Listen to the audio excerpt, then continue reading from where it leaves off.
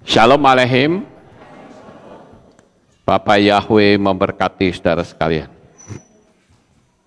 Malam hari ini saudara-saudara, saya akan menyampaikan satu materi yang saya beri tema mencabut hukum tabur tuai atau memutuskan hukum tabur tuai. Seperti kita ketahui bahwa di dalam dunia ini, kalau kita mau mempelajari kitab suci kita akan menemukan banyak sekali hukum yang bekerja secara sempurna, termasuk hukum tabur tuai. Mungkin ada di antara saudara yang belum pernah memperhatikan hukum-hukum apa saja yang berlaku di atas muka bumi ini. Sekalipun mungkin kalau saudara di sekolah, saudara tidak menemukan pelajaran ini. Namun kalau kita mau mempelajari di dalam kitab suci, maka kita akan menemukan adanya hukum yang bekerja secara sempurna. Yang pertama, saya tunjukkan dulu hukum-hukumnya, baru setelah itu kita akan membahas tentang hukum tabur tuai untuk memutuskannya. Yang pertama adalah hukum kebinasaan. Hukum kebinasaan ini, saudara-saudara, satu-satunya hukum yang tidak bisa diputuskan oleh manusia manapun di dunia ini, kecuali melalui Yeshua HaMashiach. Hukum kebinasaan itu adalah satu konsep hukum alam semesta di mana manusia atau apa saja ketika dia melewati lorong waktu maka akan terjadi sebuah perubahan yang tentunya akan berujung kepada kehancuran, kerusakan atau kematian. Apa saja? Saya ambil contoh misalnya saja manusia. Ketika kita dulu masih muda, kita memiliki kekuatan yang luar biasa. Kita bisa berlari, kita bisa pergi kemana kita mau, tanpa rasa lelah. Tetapi dengan berjalannya waktu, maka kekuatan fisik kita mengalami penurunan yang sangat luar biasa. Nah, kita harus memahami akan hal ini, saudara-saudara ya. Oleh karena itu, saya berharap saudara sekalian bisa melihat bagaimana karya dari Bapak Yahweh yang saat ini sedang bekerja di dalam kehidupan kita. Nah, Bapak Ibu, saudaraku yang terkasih, itu adalah hukum kebinasaan. Nah, hukum kebinasaan ini itu berlaku pada apa saja. Apakah itu rumah, apakah itu benda, apa saja saudara. Bahkan rumah saja kalau tidak dihuni, maka rumah itu akan rusak dengan cara yang sangat misterius. Itu yang disebut dengan hukum kebinasaan. Manusia juga begitu. Manusia sejak Adam dan Hawa jatuh dalam dosa, maka tidak ada satu manusia pun di dunia ini yang bisa selamat. Makanya tadi saya mengatakan bahwa hukum kebinasaan ini tidak bisa dibatalkan oleh manusia biasa, kecuali oleh darah Yeshua HaMashiach. Sehingga kita tidak akan pernah berurusan dengan api neraka. Walaupun seharusnya kita akan jebur ke neraka semua. Karena sejak manusia jatuh dalam dosa, tidak ada satu manusia pun yang bisa lolos dari kematian. Sesakti apapun manusia, pasti mati. Kecuali, saudara-saudara, ada orang-orang tertentu yang tidak mati. seperti Elia, Henok, ya, itu tidak mati, saudara-saudara. Nah, itulah yang saya sebut dengan hukum kebinasaan. Kemudian hukum yang kedua yang juga berlaku dalam dunia ini yang dikenal dengan hukum Loa atau hukum law of attraction, hukum daya tarik menarik. Ketika kita menyukai sesuatu, apakah itu barang, apakah itu manusia, apakah itu kepandaian, ketika kita mengingini dan kita mau mempraktekkan polanya, maka apa yang kita ingini itu pasti kita bisa mendapatkannya. Itu sebabnya kalau kita bicara tentang hukum Loa, saya mengatakan ada sebuah pernyataan dari para pendeta yang selalu berkata bahwa Tuhan itu akan memenuhi kebutuhanmu, bukan keinginanmu. Nah, itu prinsip yang salah. Karena Tuhan juga akan memenuhi segala keinginan kita, saudara. Jadi, hukum Loa atau hukum daya tarik menarik ini, dia bisa menarik apapun. Menarik rezeki, menarik kekayaan, menarik kepandaian, bahkan menarik orang yang ghosting atau hilang begitu saja, menghilang dari kehidupan kita pun bisa kita tarik. Itu adalah hukum law of attraction. Kemudian kita mengenal hukum yang ketiga, yaitu hukum relativitas. Beberapa waktu yang lalu saya sudah pernah menyampaikan, dan hukum relativitas ini hukum yang ditemukan oleh Albert Einstein dengan rumusnya yang terkenal, yaitu E sama dengan M kali C kuadrat, yang artinya E itu adalah energi sama dengan massa. Saya tidak akan kembali menerangkan hal ini, saudara bisa lihat di dalam materi saya yang terdahulu. Kemudian kita mengenal lagi yang namanya hukum vibrasi. Hukum vibrasi ini adalah hukum yang memberitahukan kepada kita bahwa semua yang ada di atas muka bumi ini memiliki getaran, memiliki vibrasi. Sama seperti kursi yang saudara duduki. Mungkin saudara berpikir kursi ini tidak bergetar kok. Betul. Karena saudara berpikir getaran itu adalah getaran yang besar. Tetapi ada getaran-getaran yang mikro, bahkan lebih kecil dari mikro.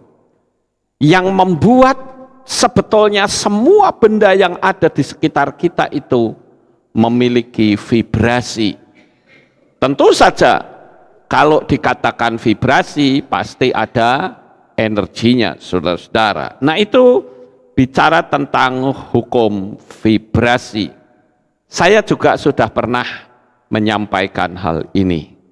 Kemudian ada lagi hukum yang namanya hukum keesaan atau hukum kesatuan. Kita tentu sudah melihat, saudara, bahwa hukum kesatuan ini, apapun yang disatukan akan memiliki kekuatan yang sangat luar biasa. Saya ambil contoh saja, misalnya sapu lidi. Saudara ambil satu lidi, maka akan mudah dipatahkan. Tapi coba jikalau ada 100 lidi yang disatukan, maka untuk mematahkannya dibutuhkan tenaga yang sangat besar. Dan apapun yang disatukan memiliki kekuatan energi yang luar biasa. Bahkan Bapak Yahweh sendiri pernah membuat sebuah pernyataan. Ketika orang-orang di zaman Menara Babel, mereka bersatu untuk membuat menara. Dan di situ Bapak Yahweh sendiri membuat pernyataan bahwa bahasa mereka itu satu. Mereka menyatu dalam satu pikiran. sehingga apapun yang direncanakan tidak ada yang tidak terlaksana. Kalau kita berbicara tentang hukum keesaan atau hukum kesatuan, itu tentu sangat menarik Bapak Ibu. Saya pun pernah menyampaikannya. Kita melihat bagaimana tembok Yeriko itu dikalahkan, dihancurkan, juga karena adanya kesatuan. Mereka bersatu mengelilingi tembok itu, mengitarinya, dan pada hari yang terakhir mereka mengitari 7 kali, dan saat teriak mereka memiliki kekuatan untuk menghancurkannya. Kita juga melihat apapun yang disatukan akan memiliki kekuatan. Contoh, jikalau seseorang terjadinya percampuran antara spermatozoid dan ovum, maka itu pasti jadi manusia, karena itu sudah satu. Suami istri dikatakan oleh Tuhan, apa yang telah disatukan oleh Bapa Yahweh tidak boleh diceraikan manusia. Itu kesatuan, saudara. Jadi kesatuan itu termasuk saya menyebut dengan hukum keesaan. Nah, sekarang kita akan melihat tentang hukum tabur tuai. Hukum tabur tuai orang bisa menyebut juga dengan istilah hukum sebab akibat. Itu boleh. Ada juga yang menyebut hukum karma. Itu juga boleh. Jadi kalau kita mendengar adanya bahasa-bahasa lain, kita tidak perlu alergi. Contoh misalnya kita dengar kata hukum karma, memang dalam dunia Kristen tidak pernah ada istilah itu. Adanya adalah hukum tabur tuai. Tetapi jangan kita merasa risih dengan istilah hukum karma. Sama saja intinya, saudara.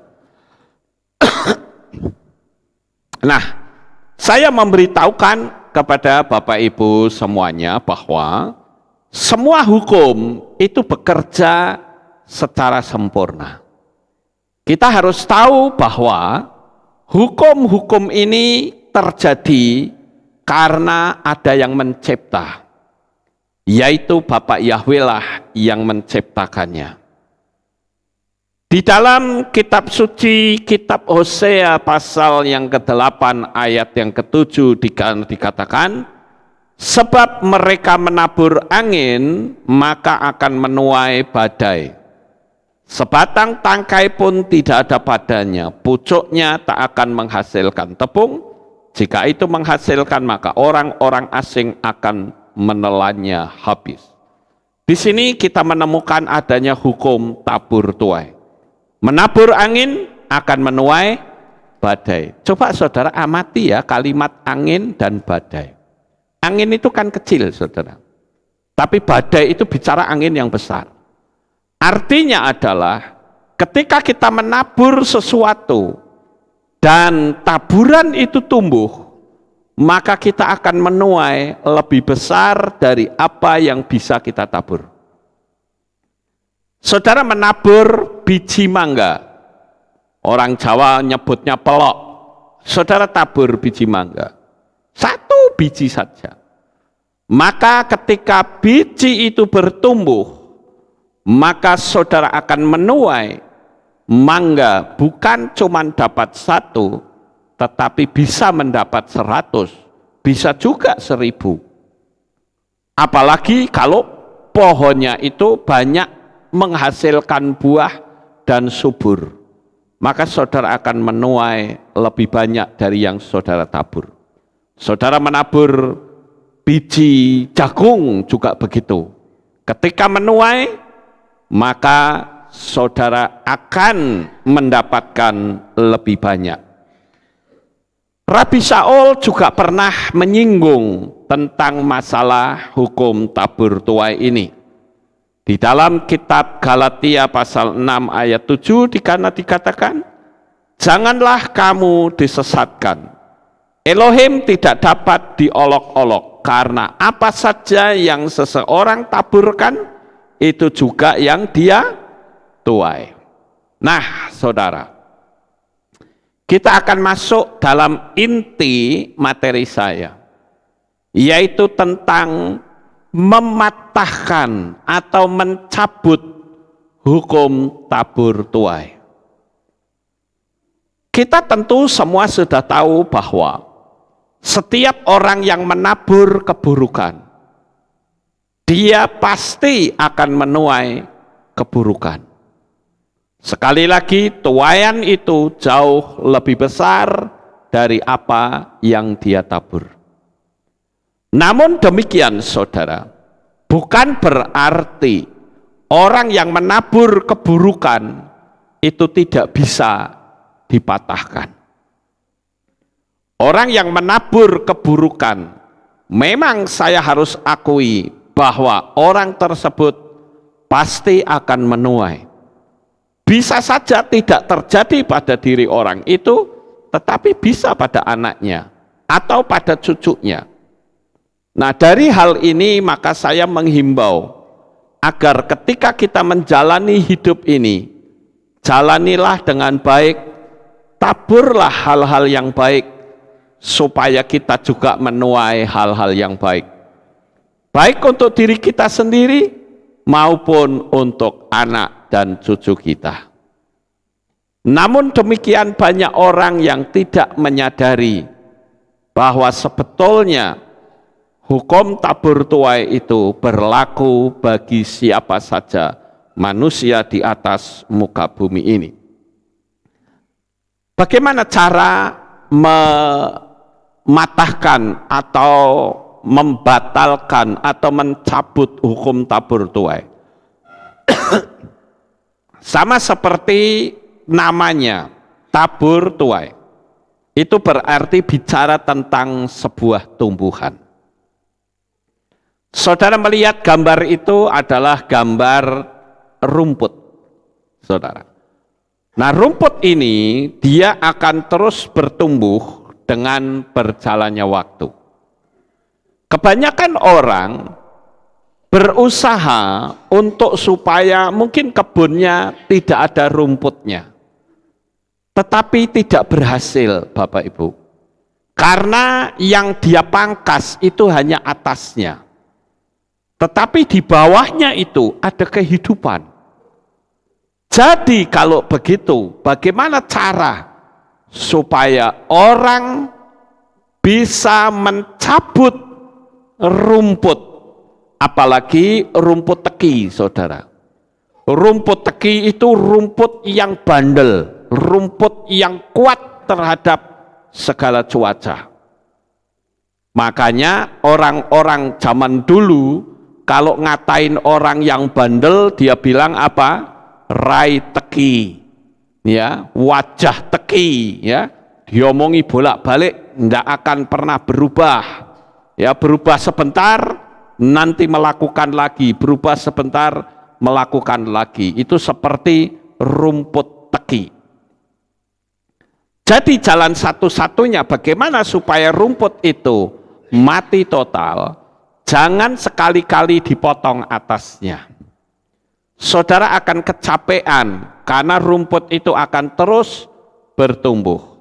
Maka jalan satu-satunya untuk membuat rumput itu mati total adalah didugil. Apa itu didugil? Dicongkel ke atas, Bapak Ibu. Sehingga biji rumput itu atau akar rumput itu betul-betul tercabut. Rumput teki itu bawahnya biasanya agak keras, saudara. Itu kalau didukil sampai keluar, dia nggak akan bertumbuh lagi, mati rumput itu. Halaman rumah saudara akan benar-benar bersih. Tetapi kalau hanya sekedar dipotong, saudara akan kecapean, karena rumput itu akan terus tumbuh.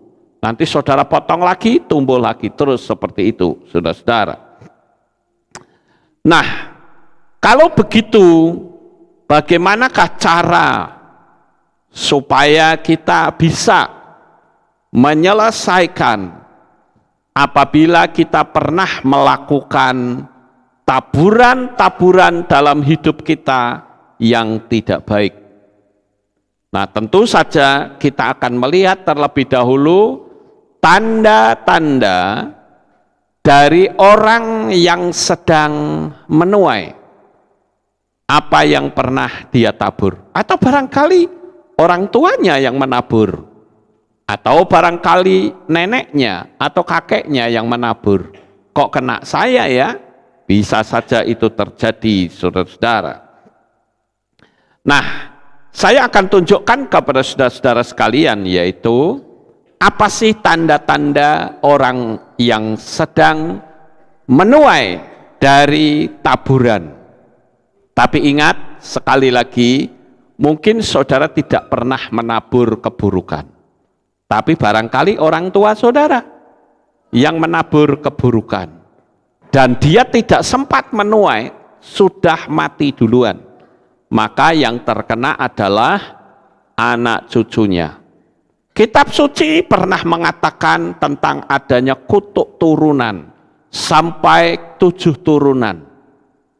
Jadi kita perlu mematahkan, mendugil energi keburukan yang tidak pernah kita tabur, namun kita yang menuainya.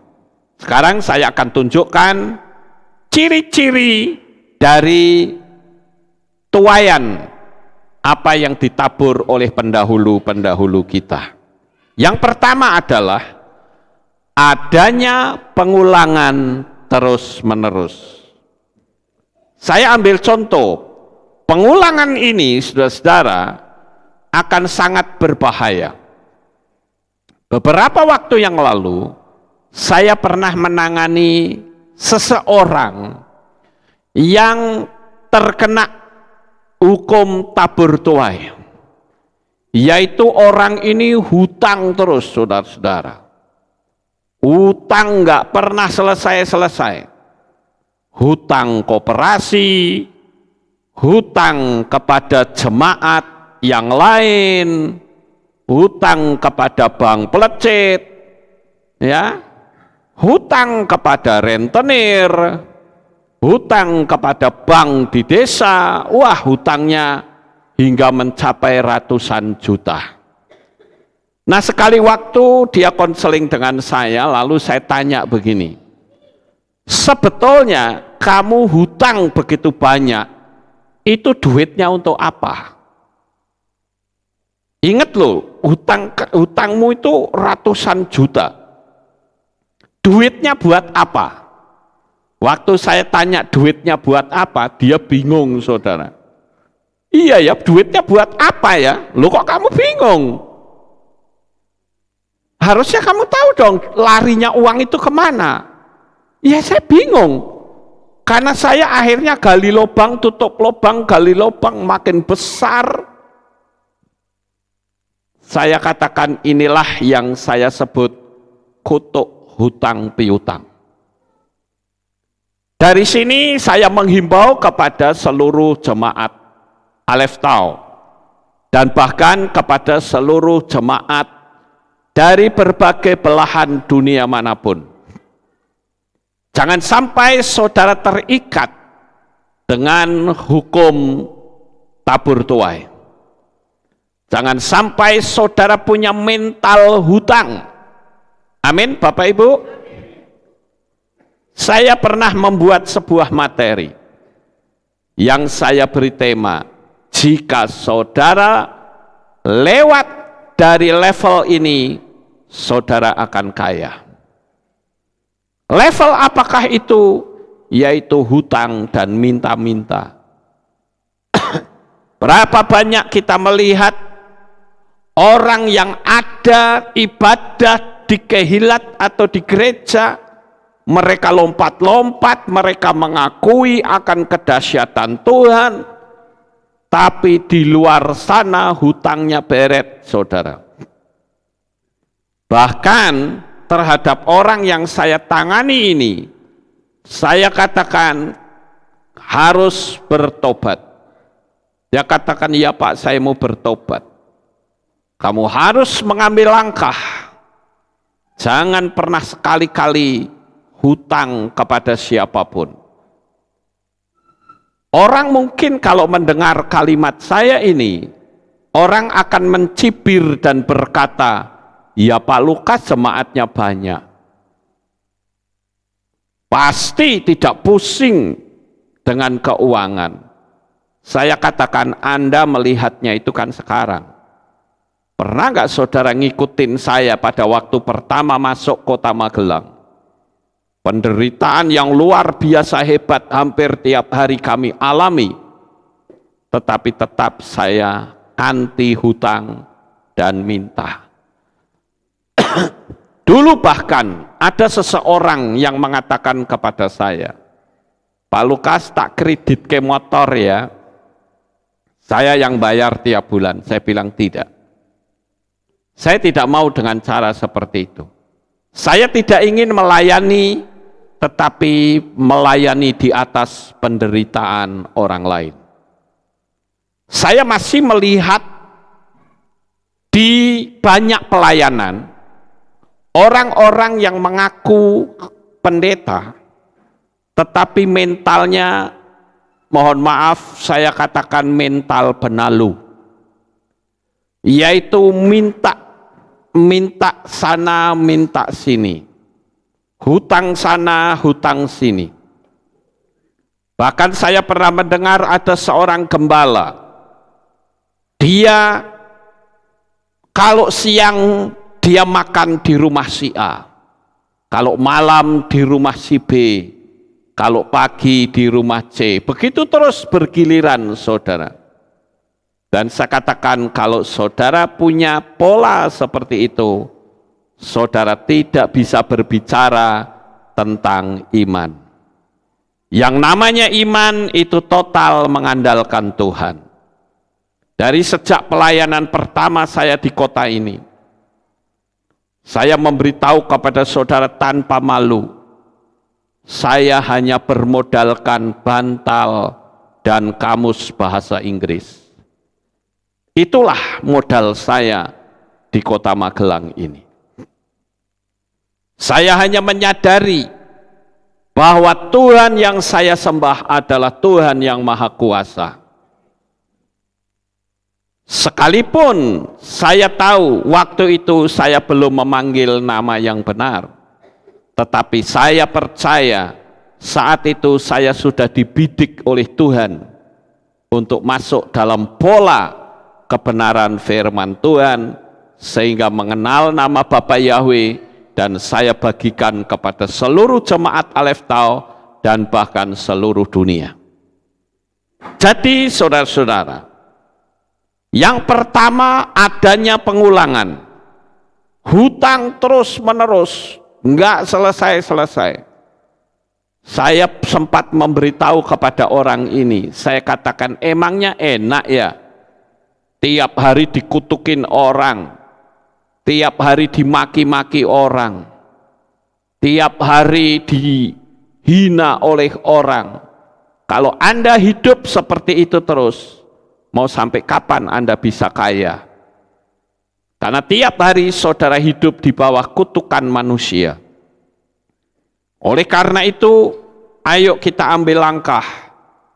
Percayalah bahwa Tuhan itu Maha Kuasa. Sekali-kali Dia tidak akan pernah tinggalkan kita. Kemudian masih berbicara di poin yang pertama, yaitu adanya pengulangan. Yaitu saudara sering kali ketemu dengan orang-orang yang karakternya sama. Saudara bekerja di perusahaan A, saudara ketemu dengan orang yang karakternya buruk, mudah marah, orang merendahkan, ketemu orang judes, dan pekerjaan saudara itu isinya hanya energi negatif. Lalu saudara mengambil langkah, saya mau resign dari perusahaan itu. Saudara ketemu lagi perusahaan yang mungkin saudara anggap itu lebih baik. Tetapi kembali lagi saudara ketemu dengan orang-orang yang tipenya sama dengan pendahulunya. saudara ketemu dengan orang yang karakternya mudah marah, gampang merendahkan, ketemu orang-orang judes dan energinya negatif. Nah, di situ seharusnya saudara curiga. Jangan-jangan saya masuk dalam lingkaran kutukan. Inilah yang saya sebut dengan adanya peristiwa yang berulang. Tentu saja peristiwa yang berulang ini tidak hanya berhadapan dengan manusia. Bisa saja terjadi saudara berhadapan dengan yang namanya malapetaka. Itu bisa saja saudara sedang menuai dari taburanmu yang buruk, atau mungkin orang tuamu yang melakukan hal yang sama. Nah, di dalam Bapa Yahweh, di dalam Tuhan Yesus HaMashiach, saya katakan bahwa kita itu memang pada saat baptis pembaharuan, maka kutuk keturunan itu putus. Tapi kutuk itu adalah kutuk kebinasaan, yang mana manusia harus terjun ke api neraka. Tetapi kutukan yang masih mengikat, harus saudara sendiri yang melepaskannya. Dengan apa? Dengan kuasa dari Bapa Yahweh. Saudara lihat pada saat Lazarus mati, dan ketika Yesua membangkitkan Lazarus, pertanyaannya, apakah Lazarus sudah bebas? Tidak, belum saudara. Lazarus masih dalam ikatan. Dan disitulah Yesua katakan, lepaskan ikatannya. Artinya, Tuhan memberi kehidupan, tapi untuk melepaskannya, bukan Tuhan yang melepaskan, tapi kita yang melepaskan ikatannya. Sampai di sini paham Bapak Ibu? Saudara ketika baptis pembaharuan, maka itu mutlak saudara termeterai atas nama Bapa Yahweh, nama yang benar. Saudara terluput dari kebinasaan, tetapi untuk melepaskan ikatan-ikatan, itu harus saudara sendiri. Kenapa? Karena Tuhan sudah memberikan kuasa kepada kita. Kalau saudara membaca di dalam kitab Matius atau Matius pasal 10, maka di sana ada sebuah kalimat. Yesua memanggil ke-12 muridnya dan memberikan kuasa untuk mengusir setan. Setan itu saya ibaratkan sebagai gambaran dari energi negatif. Jadi dengan demikian saudara, ketika kita mempercayai bahwa Tuhan itu adalah juru selamat, maka saudara sudah dipastikan mendapatkan jaminan keselamatan. Namun demikian ikatan-ikatan itu, saudara sendirilah yang melepaskannya. Apakah ikatan hutang? Kalau ikatan hutang itu masih ada, maka saudara akan berurusan dengan bank pelecit, berurusan dengan rentenir, berurusan dengan pinjol, berurusan dengan orang-orang yang nampaknya menolong, tapi sebetulnya dia adalah merongrong hidup saudara. Saya pernah ketemu dengan seseorang yang hutang pada rentenir. Hutangnya tidak banyak saudara, cuma 20.000 rupiah. Saya pikir 20.000 saja kaya utang loh, kebangetan saudara. Tapi akhirnya anak beranak hutang itu sehingga bisa mencapai 6 juta rupiah. Utangnya cuman berapa? 20.000 saudara. Lambok wis dibayar gitu loh. Jangan pernah berurusan lagi, enggak. Yang dibayar cuman anak-ane saudara. Ya terus beranak pinak sampai mencapai 6 juta. Hidupnya ditakut-takuti, diancam, dicaci maki dan sebagainya. Itulah mental orang yang akan selalu hidup dalam kemiskinan. Mulutnya saja berkata doa, mulutnya saja berkata beriman, tapi sikapnya bukan sikap orang beriman. Kalau saudara pergi ke Manado, saya pernah pelayanan di Manado. Dan saudara tahu di Manado itu sama seperti di Jawa, saudara. Kalau di Jawa kan dari agama lain. Kalau di Manado agama Kristen, saudara. Itu dia minta untuk pembangunan di jalanan, saudara. Pasang speaker toa yang gede, kemudian ada timnya yang membacakan ayat-ayat kitab suci. Lalu mengatakan siapa yang menyumbang gereja saya, hidupmu akan diberkati. Sementara di jalanan ada orang yang membawa jaring kayak apa ya, yang buat nyener ikan, saudara. Nanti ketika mobil lewat, uang dimasukkan. Saya mau bertanya, di mana kehebatan Tuhanmu? Di mana kedahsyatan Tuhan yang kau sembah? Dan saya katakan, kita yang sudah memanggil Bapa Yahweh, jangan sekali-kali kita mengambil sikap yang seperti itu. Amin. Karena Bapa Yahweh itu adalah Tuhan yang Maha Kuasa. Bapa Yahweh Tuhan yang sekali-kali tidak pernah mempermalukan kita. Bapa Yahweh adalah Tuhan yang dahsyat. Enggak perlu kita minta-minta. Percaya saja. Apalagi kalau untuk pembangunan, itu kan proyeknya Bapa Yahweh. Masa sih Tuhan tutup mata, betul nggak saudara? Jadi kita meyakini saja bahwa Tuhan itu adalah Tuhan yang Maha Kuasa. Kemudian, saudara bertemu juga dengan orang-orang yang mudah menciptakan konflik. Saudara kerja, tapi ketemunya orang-orang yang kayak gitu, saudara. Jangan-jangan saudara ada dalam ikatan hukum tabur tuai. Kemudian yang kedua, tanda orang yang ada dalam ikatan hukum tabur tuai, yaitu munculnya bencana kegagalan yang sulit dipahami oleh logika manusia.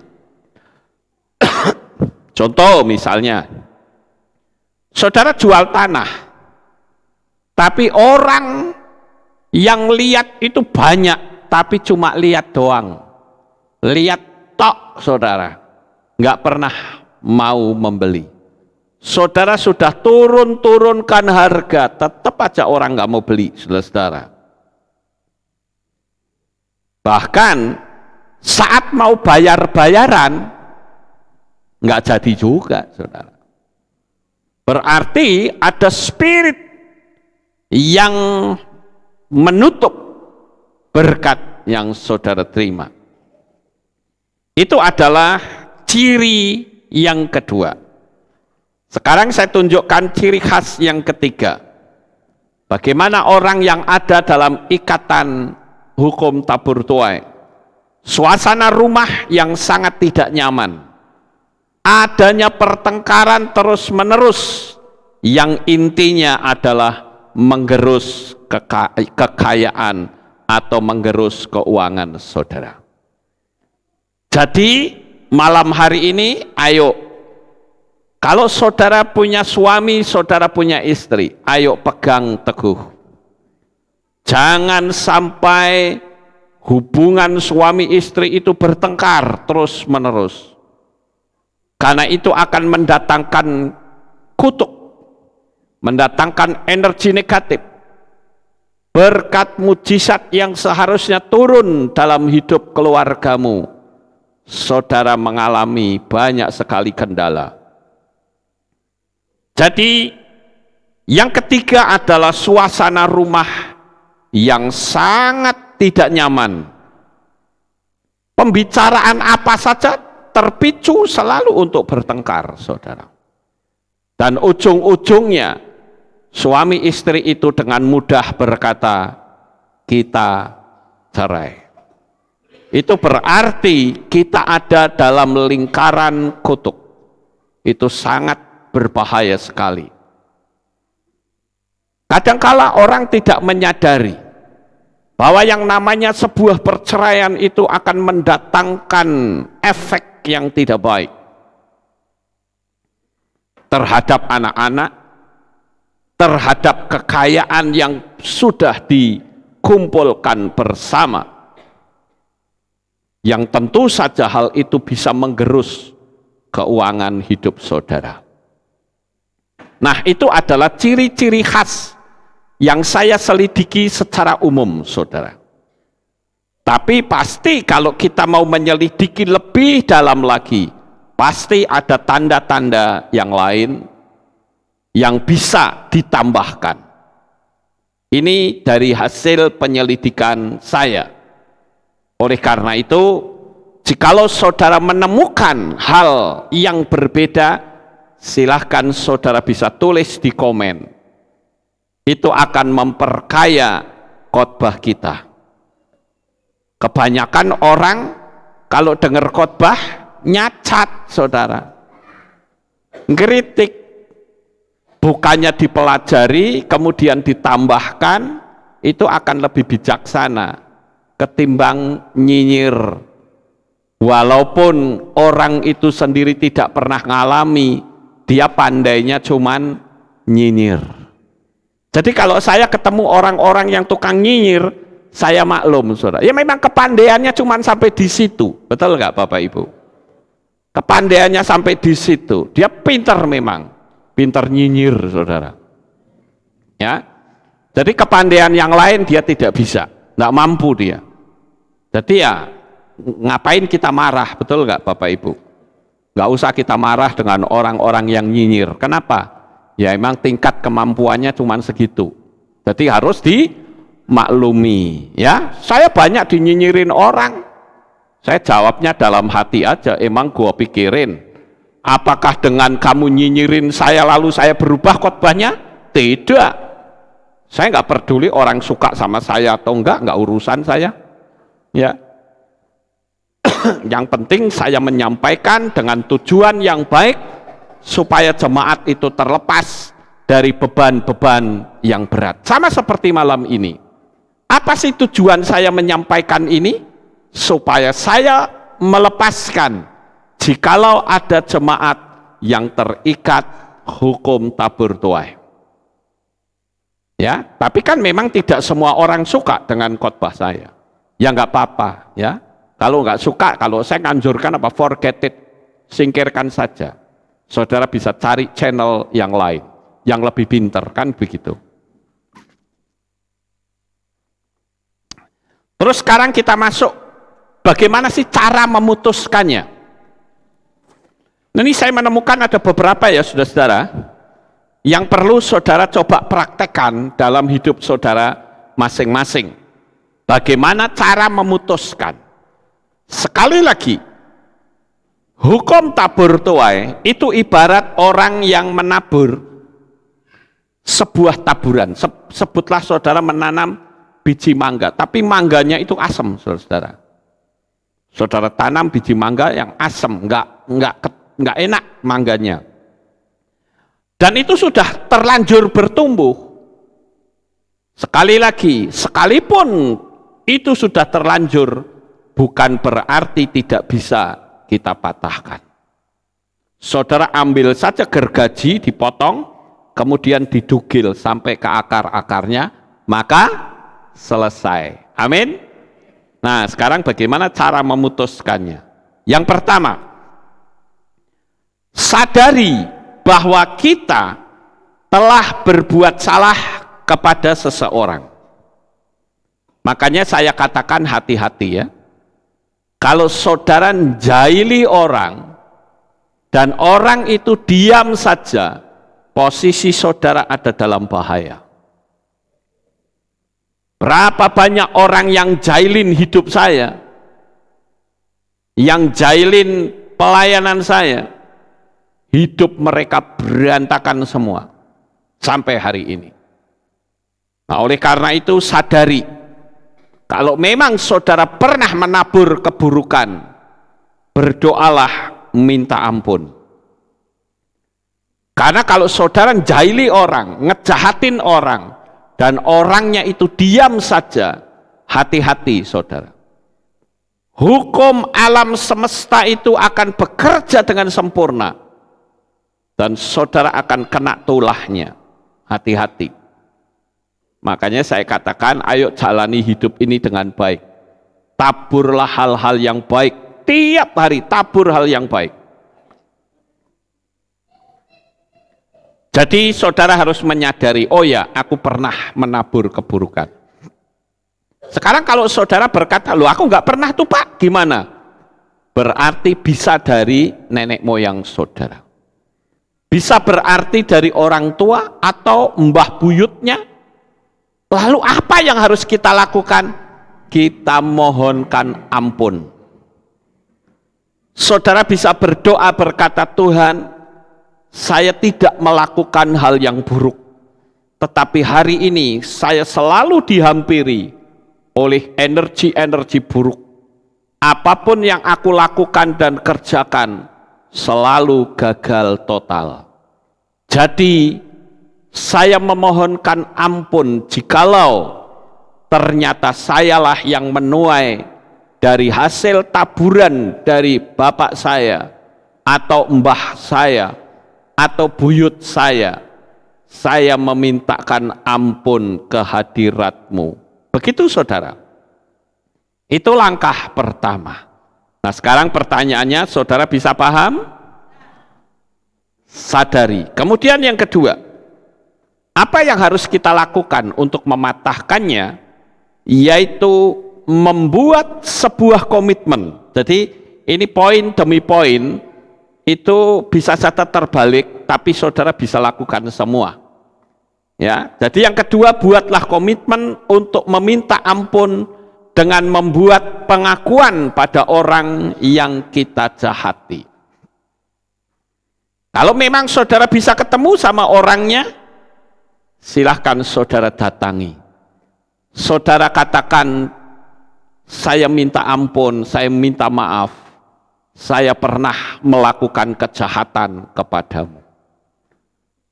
Dengan kita melakukan seperti itu, maka pohon itu ibarat didugil, saudara.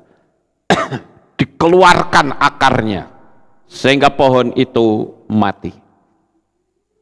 Lalu sekarang pertanyaannya adalah, bagaimana jika tidak bisa karena orangnya sudah meninggal? Atau orangnya sudah pergi keluar kota, atau keluar pulau, atau keluar negeri. Maka saya punya trik yang kedua. Saudara bisa duduk diam, cari fotonya. Saudara pandangin fotonya. Kalau saudara nggak punya foto, bayangkan dalam imajinasi saudara. Saudara berhadapan dengan orang itu dan katakan, maafkan aku. Aku mengakui sebuah kesalahan, maafkan aku.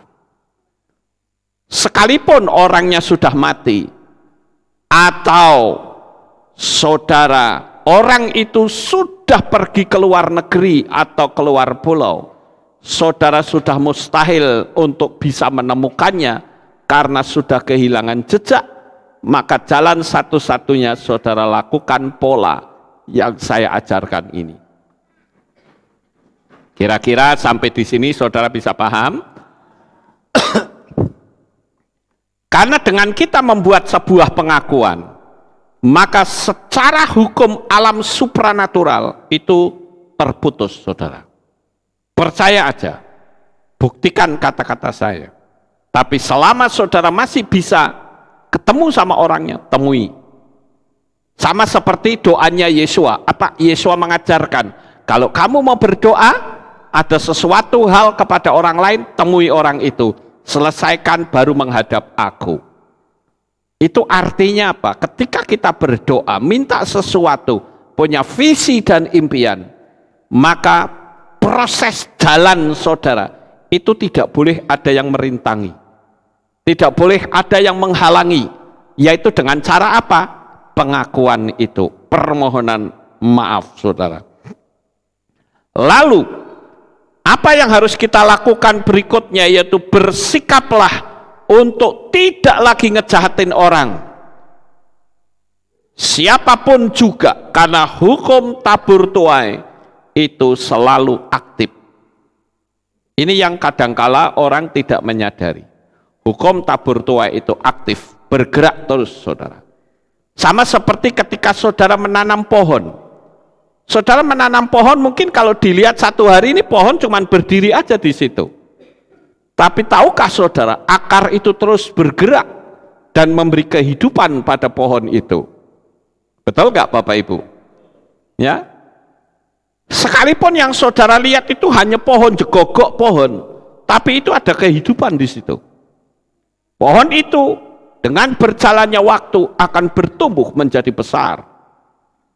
Tahu-tahu, wow, pohon saya sudah tinggi. Karena apa? Ada kehidupan, sekalipun nampaknya diam. Hukum tabur tuai juga begitu saudara. Nampaknya diam, tapi dia bergerak terus di alam yang tidak kasat mata.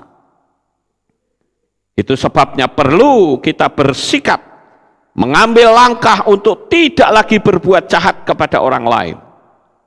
Sekarang yang ketiga, buatlah sebuah pengakuan jujur kepada Bapa Yahweh. Bukan cuma kita berurusan dengan orang itu, tetapi tentu saja kita akan berurusan dengan sumber kekuatan terbesar di muka bumi, yaitu Bapa Yahweh sendiri. Caranya apa? Membuat sebuah pengakuan. Tuhan, aku sudah berbuat dosa. Aku sudah berbuat salah. Aku sudah ngejahatin orang. Saudara harus buat pernyataan seperti itu. Lakukan pernyataan itu. Saudaraku yang terkasih, kita melihat ada sebuah kisah yang cukup menarik, yaitu tentang Daud. Kita tentu tahu bahwa Daud itu pernah ditegur oleh Nabi Nathan ketika dia melakukan perzinahan dengan Abihail. Nah, apa yang terjadi saudara? Saya akan bacakan di dalam Samuel Bet atau 2 Samuel. Ya. Oh ya, Berseba ya, sorry. Berseba ya. Itu di Samuel Bet pasal 12 ayat 12-13. Saya bacakan untuk saudara. Sebab engkau telah melakukannya secara rahasia, tetapi aku akan melakukan hal ini di depan seluruh Israel dan di depan matahari. Dan Daud berkata kepada Nathan, aku telah berdosa kepada Yahweh. Dan Nathan berkata kepada Daud, Yahweh pun telah menyingkirkan dosamu, engkau tidak akan mati. Harusnya Daud mati ya saudara, tetapi akibat pengakuannya, ya, maka Daud mendapatkan kehidupan. Sampai di sini paham Bapak Ibu? Nah, di sini kita yang tadi saya katakan perlu adanya pengakuan di hadapan Tuhan. Ya. Dengan kita membuat pengakuan, maka saya akan pernah menyampaikan, dosa apa yang tidak bisa diampuni? Dosa yang tidak pernah diakui. Sekali lagi, dosa apa yang tidak diampuni? Yaitu dosa yang tidak diakui. Nah, itu yang ketiga. Sekarang yang keempat, patahkan hukum tabur tuai itu dengan apa? Dengan mengucapkan secara mindfulness, artinya secara kesadaran penuh. Ingat bahwa alam semesta itu tunduk pada ucapan kita. Itu yang harus saudara ketahui. Alam semesta itu tunduk pada ucapan kita. Di dalam nama Tuhan Yesus HaMasiah, oleh kuasa darahnya, saya putuskan segala perbuatan-perbuatan saya yang melanggar hukum Tuhan. Dengan saudara mengucapkan hal itu, maka saudara akan melihat bagaimana hebatnya kuasa Tuhan itu bekerja dalam hidup saudara. Taburan seburuk apapun, saudara tidak akan pernah bisa mengalami hal-hal yang buruk. Kalau saya melihat Daud berkali-kali melakukan dosa, tetapi sayang sekali Daud tidak pernah mematahkannya. Sama seperti kalau kita lihat ya saudara, Daud itu pernah mengutuk pegunungan Gilboa. Jadi ketika Daud mengutuk pegunungan Gilboa dan tidak ada satupun yang membatalkannya, maka hari ini, sampai hari ini, bukit itu tidak bisa ditanami. Tapi saya percaya, kalau ada anak Bapa Yahweh yang datang ke bukit itu dan mematahkan kekuatan kutuk Daud, maka bukit Gilboa pasti bisa ditanami. Amin. Karena saya percaya hukum tabur tuai itu adalah hukum sebab akibat, hukum yang bisa dibatalkan. Sekarang yang berikutnya, yang kelima, saudara. Apa yang harus kita lakukan ketika kita sudah mematahkannya? Ucapkanlah kata-kata berkat kepada orang yang pernah kita lukai.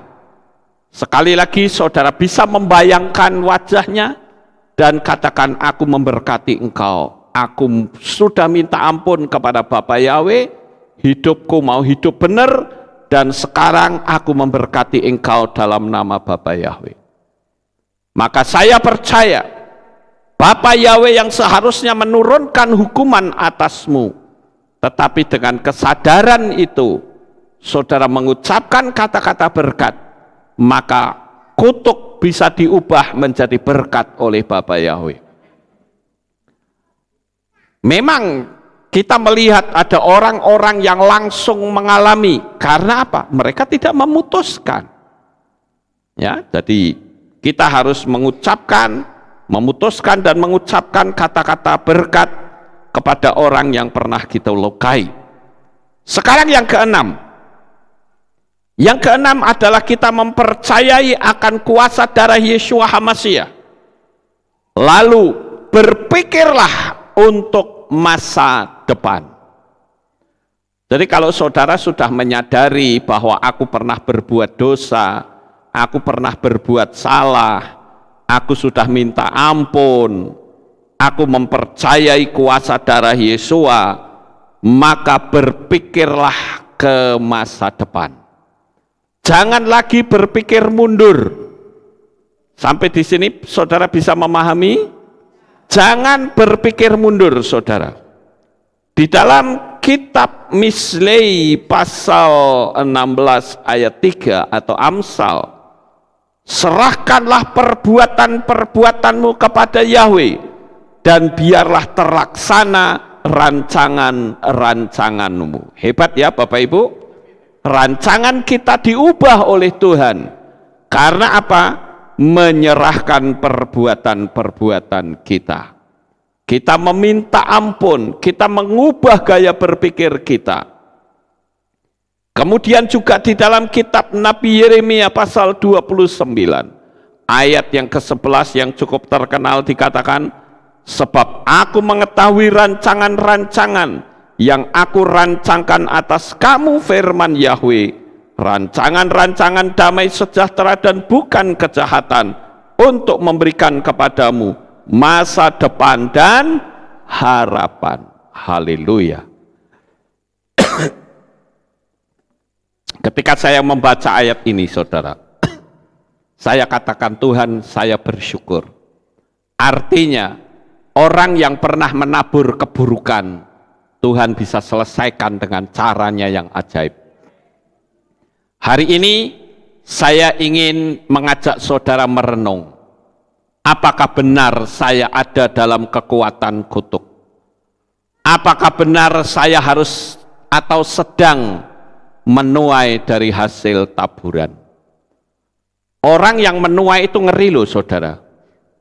Karena seharusnya saudara mati masuk neraka, tapi saudara diizinkan Tuhan untuk diseksa oleh setan. Bukan di neraka ya, karena setan tidak bisa nyeksa orang di neraka. Tapi ketika saudara sakit, yang seharusnya mati, nggak mati-mati saudara. Saya berulang kali menemukan seseorang yang sakit parah, yang menurut logika pandangan saya, orang ini seharusnya mati. Tetapi nggak mati-mati saudara. Kenapa bisa seperti itu? Bisa jadi itu sedang menuai dari hasil taburan. Mesti dibayar dulu supaya tidak kena anak cucu menantu. Jadi kadangkala Tuhan izinkan, saya berulang kali menemukan orang yang seperti ini. Didoakan juga nggak mati-mati saudara. Saya kan sering kali kalau orang sudah dalam kondisi kritis, ya sudah kita doain aja, kita serahkan. Dan biasanya langsung mati. Tapi kalau sampai nggak mati-mati, saya menduga bisa jadi orang itu sedang menuai dari hasil taburannya.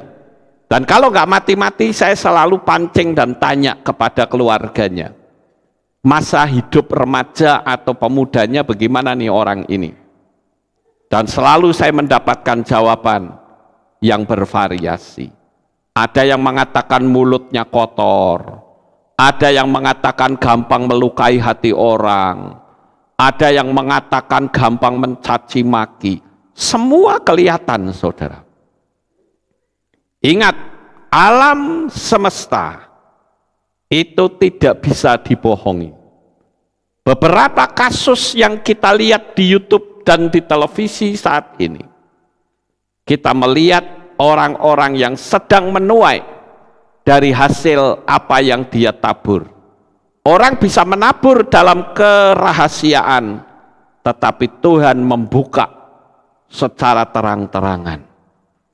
Apalagi kalau sudah masuk ke pengadilan, lalu aibnya disingkap di situ, malu nggak kira-kira? Sangat memalukan saudara. Tapi pada saat dia melakukan perbuatan, selalu dia bilang keep silent, dalam keadaan tenang, tidak ada orang yang tahu. Tetapi alam semesta tidak bisa dibohongi. Kita harus tahu bahwa hukum tabur tuai ini terus berlaku secara sempurna. Oleh karena itu pada malam hari ini saudara-saudara, hal yang terpenting yang harus kita lakukan adalah coba jaga pikiran kita. Miliki efek menarik dan menciptakan. Ingat, pikiran kita itu bisa menarik dan bisa menciptakan. Terserah saudara mau menciptakan apa. Ciptakanlah hal-hal yang baik. Ciptakanlah hal-hal yang luar biasa untuk hidup saudara. Dan jangan pernah goyah. Sekali-kali hukum sistemiknya Bapa Yahweh tidak pernah meleset. Kemudian yang kedua, jaga emosi. Semua gerakan manusia dalam kehidupan tidak akan terlepas dengan emosi, dan ini menyangkut perasaan. Ingat saudara, kata emosi itu sebetulnya adalah singkatan. E itu energi, mosi itu adalah motion, jadi energi yang bergerak. Saya berulang kali mengingatkan kepada jemaat, ketika emosimu diaduk-aduk oleh keadaan, sebetulnya itu adalah kesempatan yang terbaik untuk menubuatkan hal-hal yang besar bagi diri saudara masing-masing. Tetapi seringkali ketika emosi diaduk-aduk, orang terpancing untuk marah, orang terpancing untuk mengucapkan kata-kata kutuk. Maka saudara tidak akan mendapatkan hasil apa-apa kecuali hanya kejengkelan dan kehidupan yang tidak pernah berubah.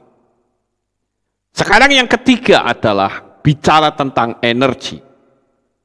Energi ini akibat dari poin 1 dan 2 yang akan mendatangkan semangat untuk mewujudkan impian.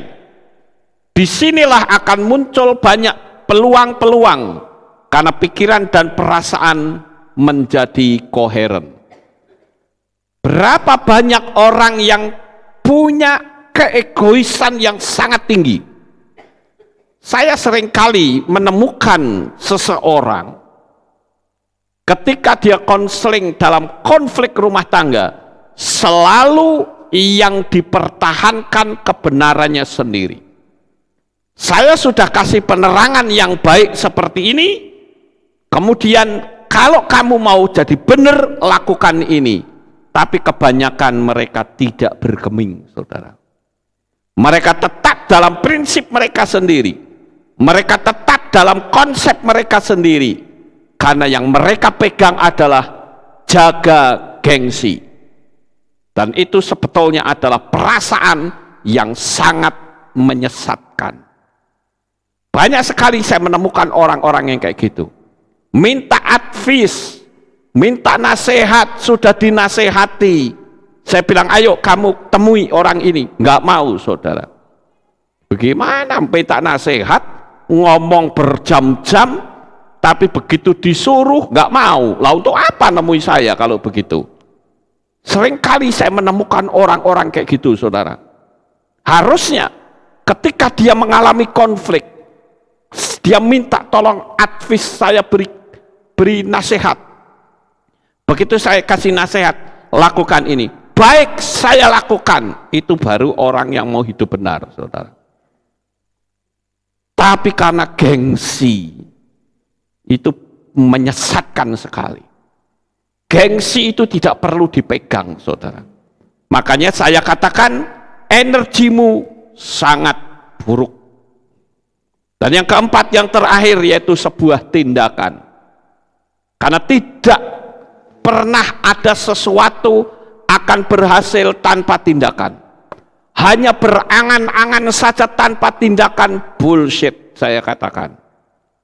Omong kosong, saudara. Saudara punya iman, tapi cuma hanya beriman saja, tidak melakukan apapun, omong kosong. Tuhan tidak mungkin menjatuhkan berkat dari langit mak gedebuk di depan kita. Enggak bisa, saudara. Dia punya banyak cara untuk memberkati kita. Maka saya katakan, saya beritahu saat ini, berhati-hatilah, karena kita sudah ada di penghujung dunia. Setan berusaha dengan berbagai macam cara untuk menjatuhkan kita, yang intinya adalah pekerjaan Tuhan dipermalukan. Hari ini ayo kita belajar bersama-sama rendah hati. Apa salahnya kalau saudara minta maaf kepada suamimu? Apa salahnya kalau saudara minta maaf pada istrimu? Kenapa Anda harus gengsi, jaga gengsi? Kalau engkau tetap mempertahankan itu, selamat menikmati penderitaanmu. Tapi kalau saudara mau melakukan hal yang baik, saudara terlepas dari hukum tabur tuai. Ingat, tabur tuai itu bisa menurun ke anak cucumu. Kalau tidak segera engkau selesaikan, kau akan menciptakan penderitaan untuk keturunan generasi di bawahmu. Oleh karena itu pada malam ini saudara, mematahkan kutuk tabur tuai atau mematahkan tabur tuai ini dibilang gampang ya gampang, dibilang sulit ya sulit. Keegoisanlah yang akan mempersulit hidup saudara. Dan malam hari ini saya berharap ketika kita mau mempraktekannya, maka hidup saudara akan menjadi berkat bagi orang lain, dan bukan saja itu, tetapi saudara menyenangkan hati Tuhan. Sukses besar untuk saudara. Bapak Yahweh memberkati. Haleluya. Kita tunduk kepala, kita akan berdoa. Kami mengucapkan terima kasih dan syukur kepadamu ya Bapa. Malam hari ini kami bersama-sama telah mendengarkan renungan firman-Mu. Engkau tanamkan di hati seluruh umat-Mu Karena kami tahu Engkau punya satu rencana yang besar, rencana yang indah untuk kebahagiaan umat-umat-Mu. Lepaskan mereka dari hukum tabur tuai. Putuskanlah mereka sehingga hidup mereka menjadi nyaman, terbebas dari rasa bersalah, dan bahkan berkat dari Bapa Yahweh boleh mengalir dalam kehidupannya. Terima kasih Tuhan, kami serahkan anak-anak-Mu baik yang ada di tempat ini maupun yang mengikuti live streaming dimanapun mereka berada di atas muka bumi ini. Bapa Yahweh memberkati dengan segala kelimpahannya. Terima kasih ya Tuhan, inilah doa syukur yang kami naikkan di dalam nama Adonai Yeshua HaMashiach. Kami sudah berdoa. Amin. Haleluya. Kita akan dengar pengumuman. Shalom, berjumpa kembali dalam Aleph Tau Update News. Berikut kami sampaikan pengumuman untuk minggu ini. Telah diresmikan Kehilat Pemulihan Indonesia Cabang Yogyakarta. Bagi warga Jogja dan sekitarnya, dapat hadir pada ibadah Araf Sabat setiap hari Jumat pukul 6 sore yang bertempat di Veve Hotel Malioboro, Jalan Dewa Nyoman Oka nomor 30, Kota Baru, Yogyakarta.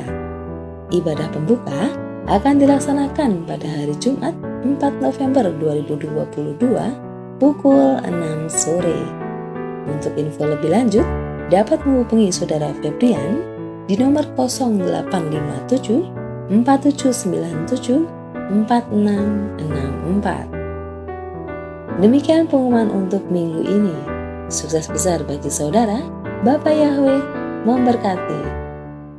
Haleluya, itulah pengumumannya, dan saya akan berikan pengumuman susulan bahwa kalender Kehilat Aleph Tau sudah selesai. Saudara kalau mau meminta kalender, silahkan saudara pergi ke kantor, saudara ambil kalender ya. Dan saya berharap jangan sampai kalender itu dijual ya. Saya harus mewarning ini saudara. Kalender itu dipergunakan untuk mengingat kapan 7 hari raya kita lakukan. Baik Bapak Ibu, sekali lagi kalau saudara ingin kalender silahkan ambil di kantor. Bapak Yahweh memberkati. Mari kita bangkit berdiri, kita tutup di dalam doa. Terima kasih Bapak Yahweh. Selesai sudah ibadah kami dari awal, pertengahan sampai pada akhirnya. Sebentar lagi anak-anak-Mu akan kembali pulang ke rumah mereka masing-masing. Jaga lindungi peliharakan mereka sampai di rumah dengan selamat.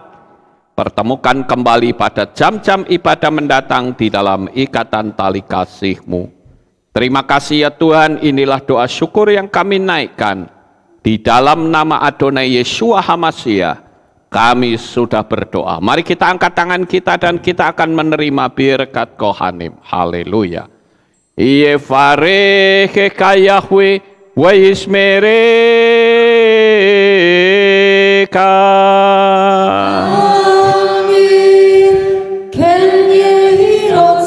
Yair Yahweh panau eleka wihuneka. Amin. Yesa Yahweh panau eleka wa yashem lecha shalom.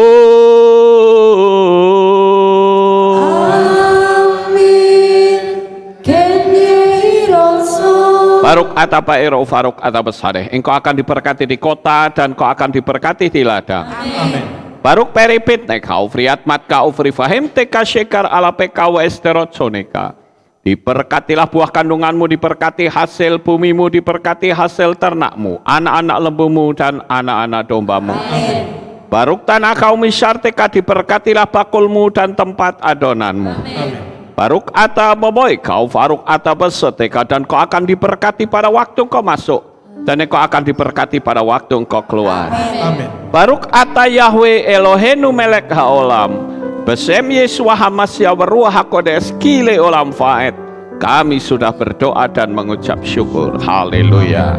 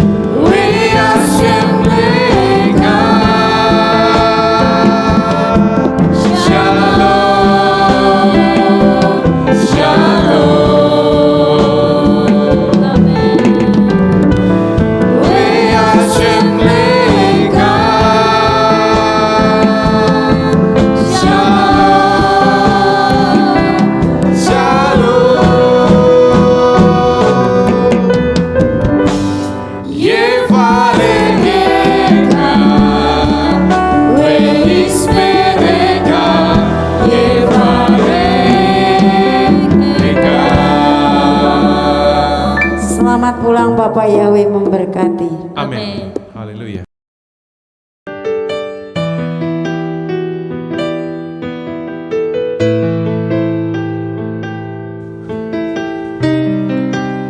Segala pujian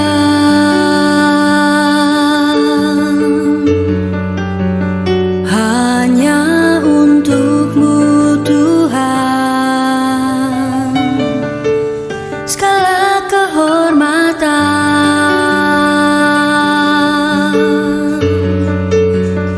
juga punya-Mu Tuhan. Dari puncak tertinggi sampai lembah terlandai, semua karya kasih cinta-Mu, sujud menyembah Sang Maha Pencipta.